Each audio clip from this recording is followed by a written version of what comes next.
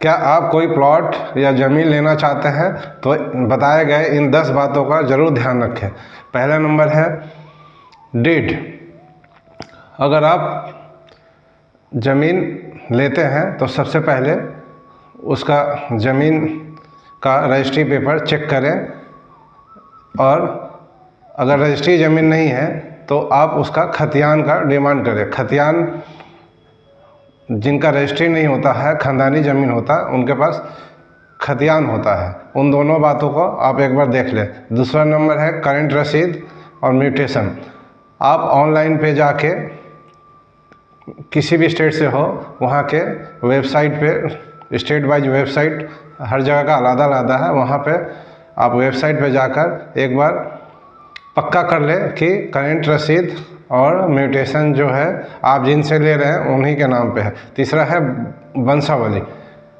अगर ख़ानदानी ज़मीन है या रजिस्ट्री ज़मीन है, दोनों केस में आपको वंशावली का डिमांड करना है, ताकि आपको यह पता चल सके कि जो ज़मीन बेच रहा है सही व्यक्ति या सही उत्तराधिकारी है या नहीं है। चौथा नंबर आता है मैप।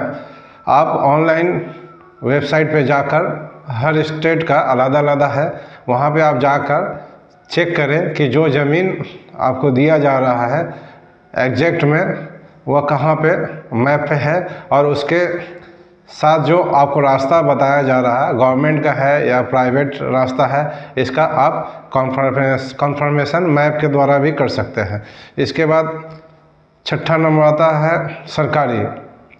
अगर कोई ज़मीन सरकार का है, सरकार का ज़मीन नाला का होता है, गैर मजरूआ ज़मीन होता है, या टोपो लैंड होता है, बहुत तरह का लैंड है जो सरकारी ज़मीन के रूप में आता है, वो आप निश्चित कर लें कि यह सरकारी ज़मीन में से नहीं है, प्राइवेट लैंड है, तभी आप आगे बढ़ें।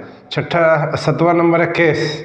अगर ज़मीन पे कोई वाद विवाद नहीं है, इसका आप एक बार कंफर्मेशन थाने से या कोर्ट के थ्रू पता लगा सकते हैं कि ज़मीन पे विवाद है या नहीं है। अगर विवाद होता है तो आपको यह ज़मीन एकदम नहीं लेना है। 8वां नंबर है सर्किल वैल्यूएशन।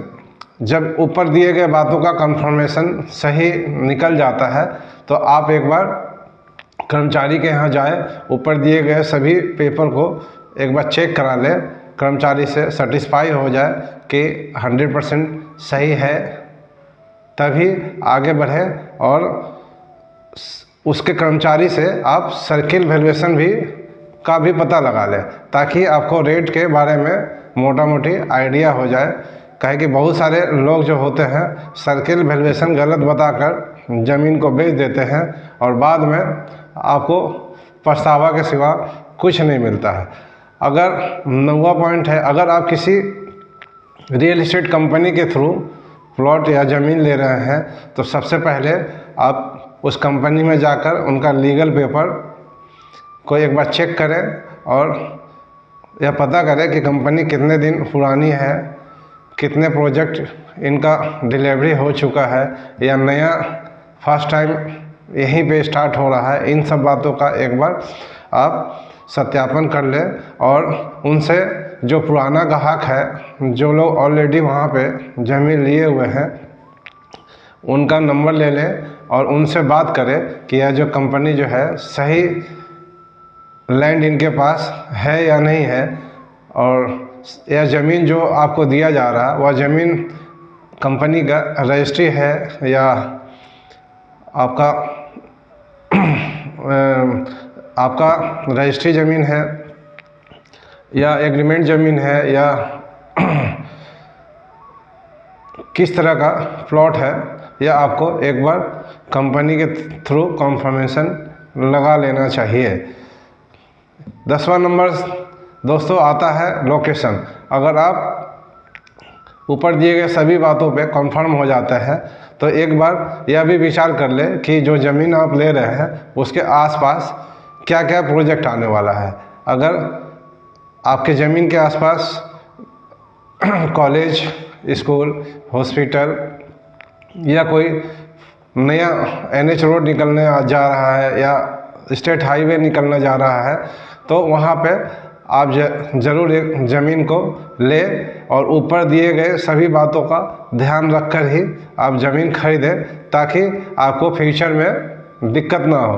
आप जो ज़मीन खरीदते हैं आपकी ज़िंदगी भर की पूंजी होती है और आप उसका इस्तेमाल सही ढंग से करना चाहते हैं, तो ऊपर दिए गए बातों का ध्यान रखें। और अगर आप ध्यान रखते हैं तो हम 100% श्योर रहते हैं कि ज़मीन आपका सही है और आप उस ज़मीन को ले सकते हैं, आप उस ज़मीन में इन्वेस्ट कर सकते हैं। और अगर इन सब बातों का ध्यान रखते हैं तो आने वाला साल 2 साल में आपका जो इन्वेस्टमेंट है डबल होने का पूरा गुंजाइश रहता है। तो इन सब बातों का आप ज़रूर ध्यान रखें। अगर वीडियो अच्छा लगा हो तो नीचे लाइक का बटन दबा दें, चैनल को सब्सक्राइब कर लें और ज़्यादा से ज़्यादा लोगों में शेयर करें, ताकि यह जो इन्फॉर्मेशन सभी लोगों को पता चल सके। और समाज में बहुत सारे धोखेबाज लोग आ गए हैं जो गलत ज़मीन बेचते हैं, उससे आप लोग बच सकें।